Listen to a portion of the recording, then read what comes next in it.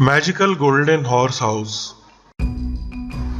पृथ्वी से बहुत दूर अश्वलोक पर 3 घोड़े बहुत तेजी से भाग रहे थे, क्योंकि एक शैतान राक्षस उनका पीछा कर रहा था। भागते भागते वो एक जादुई दरवाजे में घुस गए, जो उन्हें उस ग्रह से दूर पृथ्वी पर सुंदरवन के घने जंगलों में ले आया। वहां पहुंचकर वो पास के एक गांव किशनगढ़ की तरफ बढ़ने लगे। वैसे तो किशनगढ़ गांव आम गांवों जैसा ही था, पर यहाँ की खास बात थी यहाँ रहने वाला किशोरी, जिसे सब लंबू कहकर बुलाते थे, क्योंकि उसके पैर बहुत ज्यादा लंबे थे। लंबू दुनिया में अकेला था और गरीब भी था। आए ऊपर वाले, एक तो तुम हमको गरीब बनाया और साथ में नारियल का पेड़ का माफिक इतना लंबा कर दिया कि ना हम घर में घुस सकता है और न खटिया पे सो सकता है। ऊपर से गांव में जब सब लोग हमको लंबू लंबू बोल के चिढ़ाता है ना, तो मन तो करता है कि पैर कटवा के खटिया बनवा लूं। उस रात जब लंबू जमीन पर सो रहा था, तो वो तीनों घोड़े उसके पास पहुंचे। उसी समय सुंदरवन में एक जादुई दरवाजा प्रकट हुआ, जिसमें से वो शैतान बाहर निकला और उन घोड़ों की तलाश में गांव की तरफ बढ़ने लगा। उधर जब लंबू की नींद टूटी, तो अपने पास 3 सुनहरे घोड़ों को देखकर वो हैरान हो गया। आए, एक घोड़ा लोग को पीला रंग से कौन पोत दिया भाई? ऐसा लगता है जैसे सोने का घोड़ा है। किशोरी, तुम्हें बिल्कुल ठीक लगा, हम सुनहरे घोड़े ही हैं। आए, तुम तो बोलता भी है। लंबू सो जा रे, तेरे को नींद में जगने का बीमारी हो गया है। नहीं किशोरी, तुम नींद में नहीं हो, हम अश्वलोक के मायावी घोड़े हैं। हमारे पीछे एक दुष्ट राक्षस पड़ा हुआ है और सिर्फ तुम ही हमें उस राक्षस से बचा सकते हो। देखो घोड़ा लोग, तुमको कुछ गलत कदमी हो गया है। हम पैर से तो लंबा है, लेकिन दिमाग से पैदल है। अपना मैटर खुद संभालो रे बाबा। किशोरी, इस लोक पर हमारी शक्तियां काम नहीं करती। तुम्हारी लंबाई ही तुम्हें मिला वो वरदान है जो हमें बचा सकता है। इस गांव से 4 कोस दूर काली पहाड़ी के पास एक जादुई पेड़ है, जिस पर साल में एक बार एक जादुई फल लगता है। वो फल इतनी ऊंचाई पर लगता है कि सिर्फ तुम ही उसे तोड़ सकते हो। और फिर घोड़ों ने उसे बताया कि उसे आगे क्या करना है। उनकी बात सुनकर लंबू उनकी मदद करने को तैयार हो गया और वो चारों काली पहाड़ी की तरफ चल पड़े। जब वो जंगल के बीच पहुंचे तो किशोरी, काली पहाड़ी अब यहाँ से पास में ही है, लेकिन आगे तुम्हें अकेले ही जाना होगा। हम यहीं तुम्हारा इंतजार करेंगे। अकेले?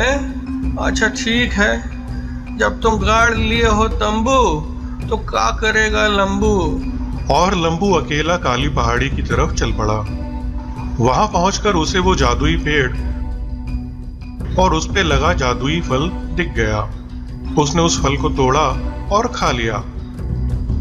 फल खाते ही पास की काली गुफा का दरवाजा खुल गया। लंबू ने गुफा के अंदर प्रवेश किया। उधर घोड़ों को ढूंढते हुए वो शैतान वहां आ पहुंचा, जहां तीनों घोड़े लंबू का इंतजार कर रहे थे। उसने अपनी मायावी शक्ति से उन पे प्रहार किया और उन्हें एक जादुई पिंजरे में बंद कर दिया। तुम तीनों अब मेरे बंदी हो। अब मुझे अश्वलोक पर कब्जा करने से कोई नहीं रोक सकता। आए, तनिक रुको बिरादर, अबे हमारा एंट्री बाकी ना है। ओए पिद्दी, तू क्या खा के रोकेगा मुझे? जान प्यारी है तो निकल ले यहाँ से।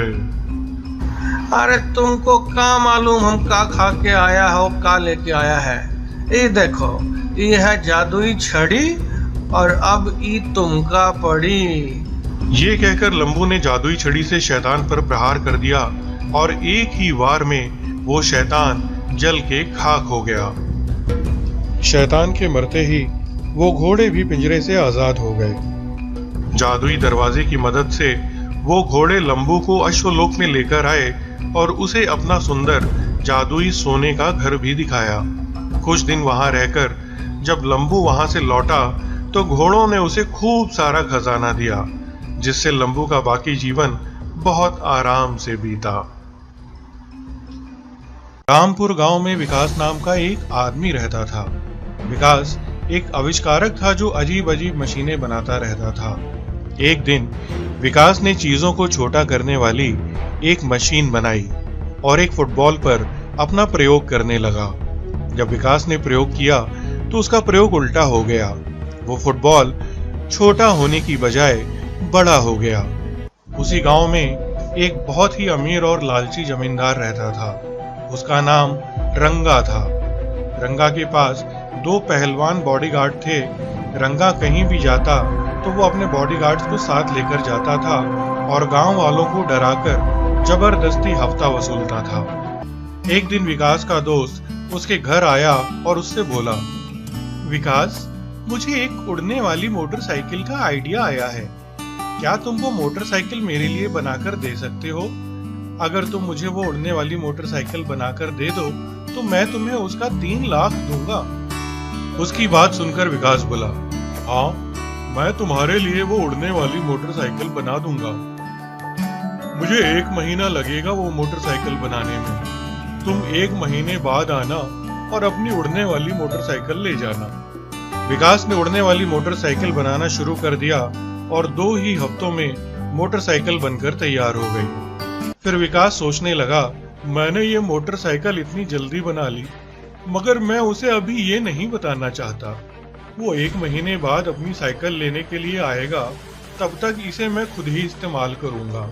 मैं अभी इसे उड़ाता हूँ। थोड़ी ही देर में विकास उस मोटरसाइकिल को हवा में उड़ाने लगता है। विकास उस मोटरसाइकिल को उड़ाते उड़ाते आसमान में बहुत ऊपर ले जाता है। तभी उसे आसमान में उड़ता हुआ एक जादुई टापू दिखाई देता है।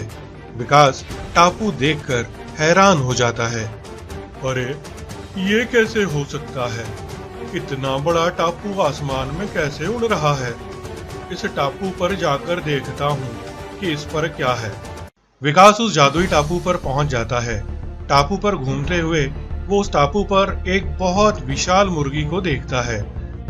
थोड़ी देर में वो विशाल मुर्गी एक बहुत बड़ा सोने का अंडा देती है। विकास उसे देखकर चौंक जाता है और सोचता है, लगता है ये एक मायावी मुर्गी है जो सोने का अंडा दे रही है। अगर ये अंडा मुझे मिल जाए तो मैं माला माल हो जाऊंगा। विकास उस अंडे को चुपके से चुरा लेता है और उसे अपनी मोटरसाइकिल से बांधकर टापू से नीचे अपने घर ला रहा होता है। तभी रंगा उसे देख लेता है। इतना बड़ा सोने का अंडा देखकर रंगा को लालच आ जाता है और वो सोचता है, अयो, इतना बड़ा सोने का अंडा इसके पास कैसे आया? मुझको वो अंडा चाहिए। मैं अभी विकास के घर जाता हूँ और उससे वो सोने का अंडा छीन लेता हूँ। तो रंगा अपने गुंडों के साथ विकास के घर पहुंच गया और बोला, आइयो विकास, मुझको वो सोने का अंडा चाहिए। चुपचाप उसे मुझे दे दो, वरना मेरे बॉडीगार्ड तुमको मार मार कर तुम्हारा हड्डी पसली एक कर देगा। विकास डर जाता है और बोलता है, ठीक है, मैं तुम्हें वो अंडा दे देता हूँ। यहीं रुको, मैं उसे लेकर आता हूँ। विकास अपने घर के अंदर आ जाता है। वहां उसकी चीजों को बड़ा करने वाली मशीन पड़ी होती है। वो किचन से एक अंडा लेकर उस पर सोने का पेंट करके उसे मशीन की मदद से बड़ा कर देता है और रंगा को दे देता है। रंगा बहुत खुश हो जाता है और अपने बॉडीगार्ड्स को लेकर वापस चला जाता है। विकास सोचता है, इससे पहले कि रंगा को पता चले, मैं जल्दी से असली अंडे को दूसरे शहर में जाकर बेच देता हूँ। विकास असली सोने के अंडे को एक टेम्पो में रखकर दूसरे शहर के लिए निकल पड़ता है। वहां उस जादुई टापू पर वो विशाल मुर्गी अपना अंडा ढूंढ रही होती है। जब उसे अपना अंडा नहीं मिलता तो वो मुर्गी बहुत गुस्से में आ जाती है और अपने अंडे को ढूंढने के लिए नीचे रामपुर गांव में चली जाती है।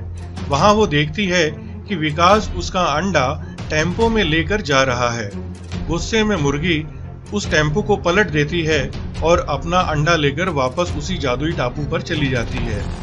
वहीं रंगा को जब पता लगता है कि विकास ने उसे नकली अंडा दिया था, तो रंगा अपने बॉडीगार्ड्स के साथ विकास के पास पहुंच जाता है और उसकी खूब धुलाई करता है। आयो मारो इसको, मार मार के इसका हड्डी का चटनी बना दो।